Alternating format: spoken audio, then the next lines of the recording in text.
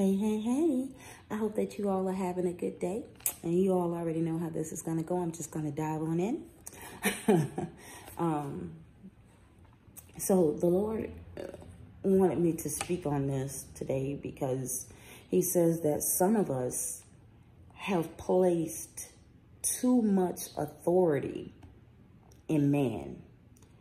And it has placed us in a time in our lives where God is looking at us and wanting to move, but there are certain things that we are doing that keep him from fully doing what it is that he wants to do in our lives. Not saying that it cannot be done, but when sin is present, it blocks the hand of God from moving. So in this way, it is dealing with the matters of our hearts on today. So, y'all, this is going to be really, really touchy. And this may be dealing with your marriage. This may be dealing with your boyfriend, you know, your relationship with your man, your best friend, whoever it is. And it's like we have found ourselves, and this is not for everybody, but some of us have found ourselves placing too much authority in the hands of man. And so it has reached up to God, and God is like, our Father is like, you have forgotten me. He was speaking to me with how we have granted man full authority to reign in our hearts. And this is what he means when he speaks on this. He's talking about the words that we speak to our husbands. You know, some of us go real deep with it. You are the air I breathe, and without you, I'll die. You know, some of us have told that to some of our mates in this time. You may still be with the person, or the relationship has already ended, but you've poured so much heart and soul and love into your man or your woman, whoever it is, and you've got, it's like in the eyesight of God. Remember, God's ways are not like our ways, and his thoughts are much higher than our thoughts. So God really looks into the things a different way. We may look at it and say, well, how did he get this out of that? But God looks at the intent. He looks at the heart, the deep down, and he sees things in another way that we don't always understand. And so some of you all have basically told your man, you are my God. When you speak these words unto your mate, some of you have told your wife, you are my God. You know, you worship them. You know, you have spoken to them. You're like the air, and without you, I'll die. And I could even go back, because this was a song that was up in my spirit this morning, and it is Tina Marie, If I Were a Bell. This is how some of you all confess your love to your mates, and you tell them, and now I'll never be the same because you have made me over. If I were a bell, baby, I would ring. Tell the whole world that you are my everything. If I were a bell, baby, I would ring each day for you. Well, I can't speak for everybody, but for me, these lyrics that she is speaking can only be sung to one other in my life, and that is God. You cannot take, see, those words, they are sacred. They are something that can only be spoken between you and God, not you and a man, or you and a woman, or you and your best friend, whatever. You know, these words are very sacred. You can't give your heart, your whole heart, to your man or your woman in that way, this is a sin in the sight of God, and it needs to stop. Catch yourself. Some of you all have lost relationships because you have made your spouse your God.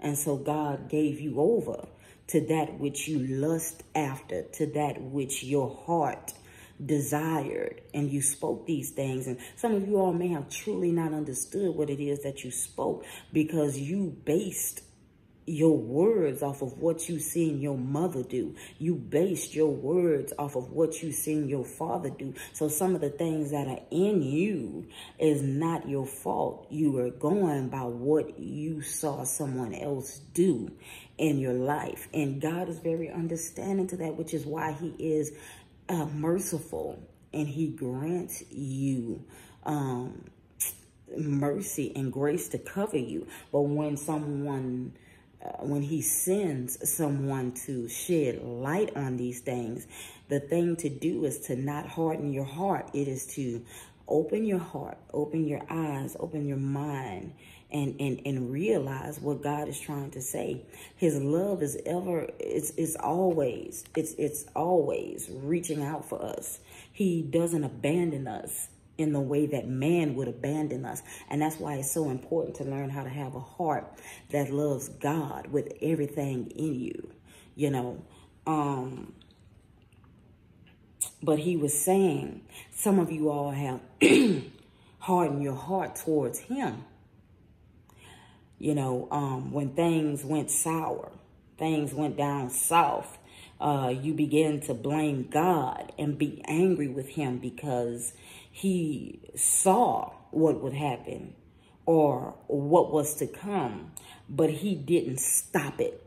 So some of you all are upset with him and raging at him and turning away from him by hardening your heart and choosing not to serve him in the way that you once did when everything was going good in your relationship or in the thing that you loved so much so that you would die if this person left you, you know.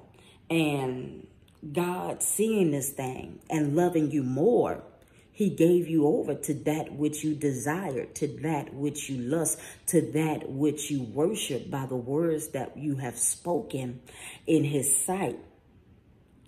He will give you over to those devices in hopes that you will learn from that lesson. See, a lot of things that God allows us to go through is not to tear you apart, is not to tear you down, is not to sink you into a place of rejection.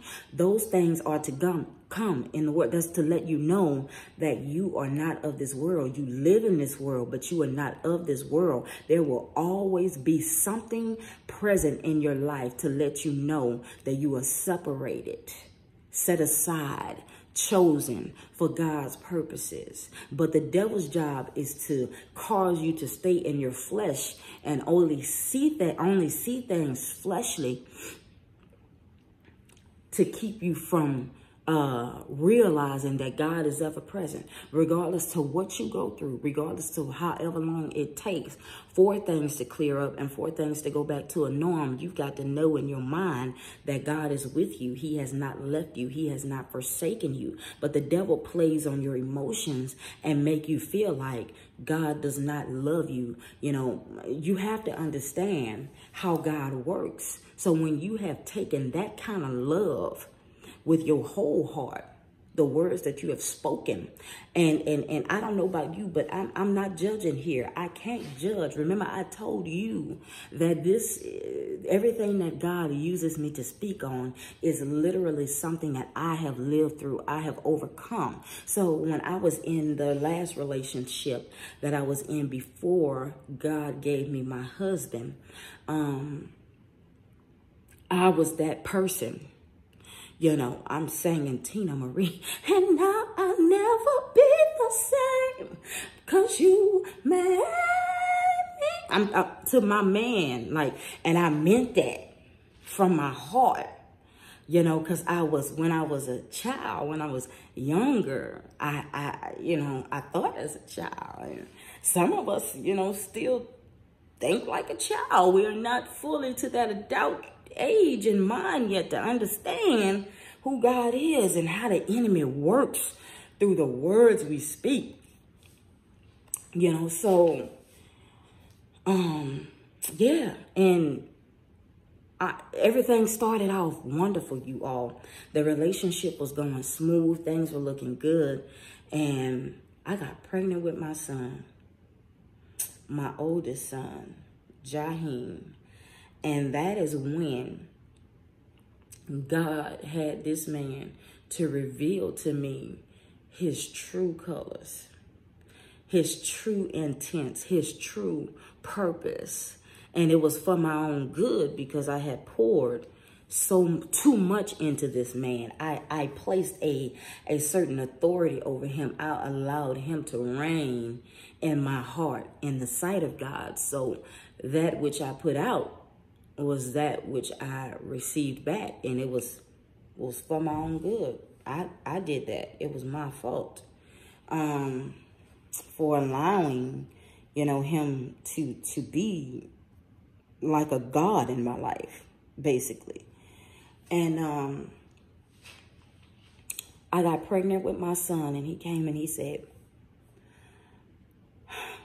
the only way that this relationship is going to work, he said, you're going to have to get an abortion. He said, I love you, he so-called said.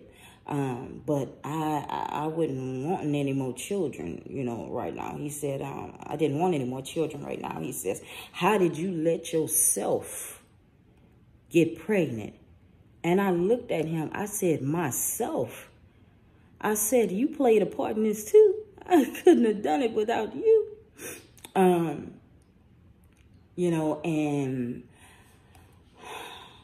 a week before that, you all, before I found out I was pregnant, well, maybe a month before that, I'm going to say, because I prayed to God and I said, God, I want somebody to love me. I said, I want a child, somebody that's going to call me mama and tell me that they love me, because I felt like I needed a child, someone to call me mommy and to love me, because I had a lot of void places. I had a lot of voidness in my life, and I was sad and I was down, and I always felt like I needed somebody physically to show that love to me that I was missing for so long. And my son still loves me today, but I had to go through some life lessons to see and know that God was my everything. But anyway, back to that relationship. I told him I wasn't killing my child. And so sure enough, he changed on me completely. He started stressing me out. I've been in a chokehold against the wall, trying to cause me to get so stressed out to the point where I had a miscarriage. And that's what I was trying to explain to my son, how the enemy works, and why it's so important that he begins to stay on the right path with God, because there has been a death wish on his life. Before he was even out of the womb, he was under attack. And so that's why it's so important to, you have to sometimes talk to your children about things that's been trying to get, come up against them. So as they get older, they can think back and say, so this is why, the attack was so hard. So this is why, the enemy tried to take me out, because of who I am in Christ. And so I ended up getting out of that relationship with that man. I say it took some time, because Jaheem was going on about he was almost about 2 years old when I got out of that relationship with him and moved forward with my now husband. And I told you all this story